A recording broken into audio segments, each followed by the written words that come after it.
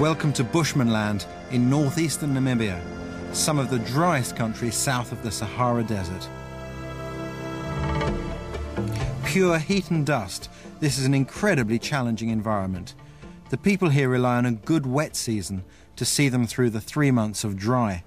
But recently there's been little rain. The land is in drought. Well, it's the end of the dry season now, and the temperatures, well, they're touching 50 degrees. But out of sheer necessity, there is one people that have learned to make this their home, the bushmen.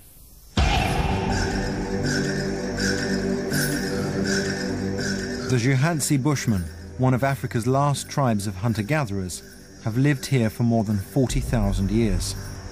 Their survival skills are extraordinary.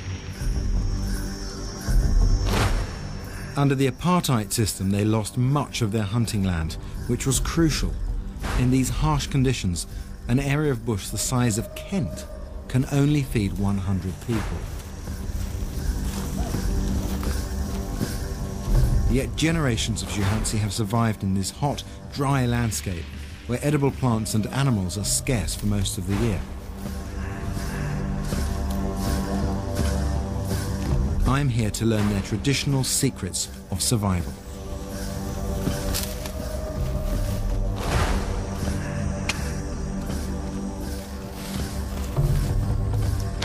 The Juhansi have had a turbulent history.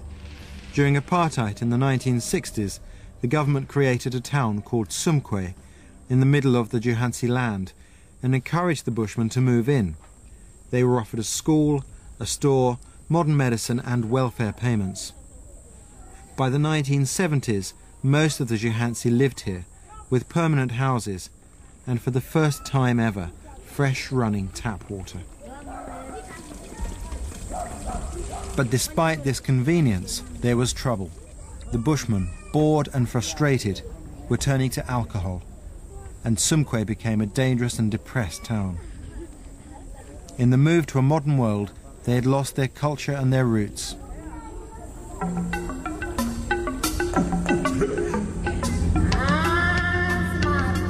So they moved back, taking cattle they were given to supplement their traditional life and their age-old skills of hunting and gathering.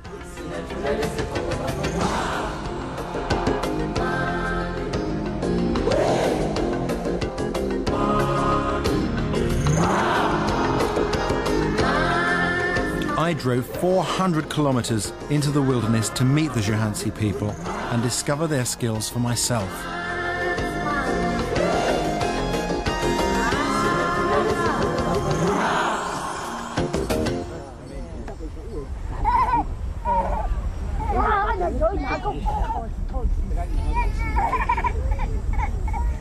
Laura is a large village in Bushman terms, with nearly 70 mouths to feed. A tall order in a month when the temperature rises to 55 degrees and life is only bearable in the shade of the leadwood trees.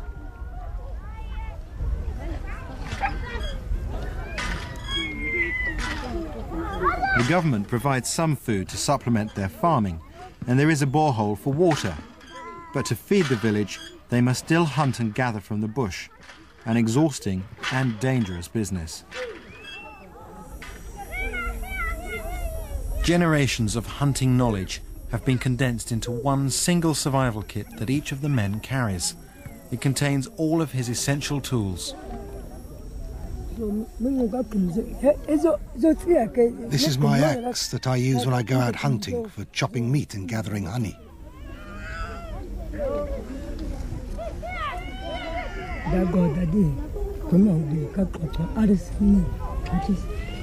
These are fire sticks for the hand drill.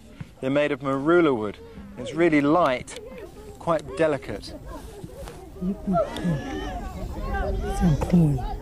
This is my knife that I use for eating meat. I pull it out like this. A knife is the most important survival tool. With that, you can find everything you need for life.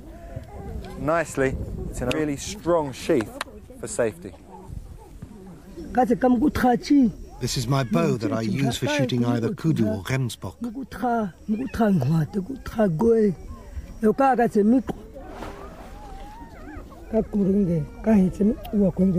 That's the quiver where I keep my arrows in for hunting. You've seen my bow.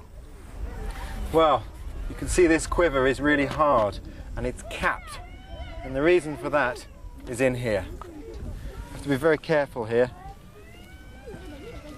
These are the famous bushman arrows. And each one is covered in a poison most deadly.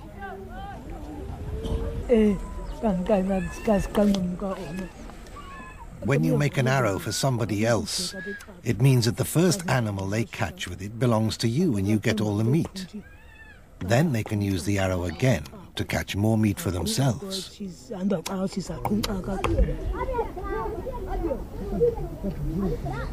To transform this small, slender arrow into a deadly weapon, an extraordinary natural poison is needed.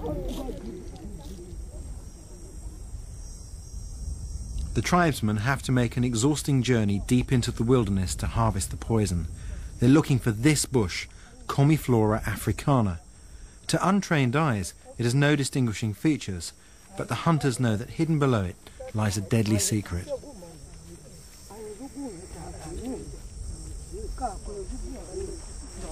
Earlier in the year, the leaf beetle laid its eggs on the leaves of this bush. Having eaten their fill, the larvae fell off and buried themselves deep into the dry earth.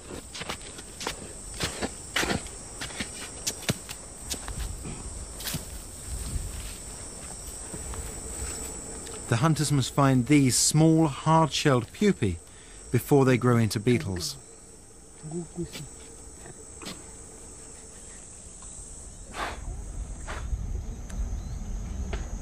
This shell has kept the grub from dehydrating.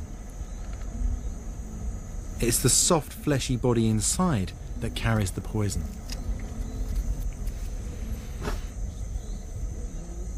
So lethal is this grub that once applied, the arrowhead needs only to pierce the skin for death to be a certainty.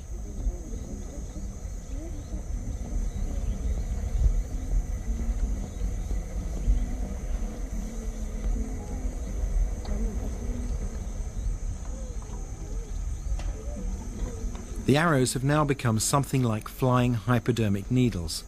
Shot at close range with fatal consequences, the hunter will allow the animal to escape, certain in the knowledge that it will eventually die. All he has to do is track it to where it finally falls. While the arrows dry, the children are kept at a safe distance. There is no known antidote.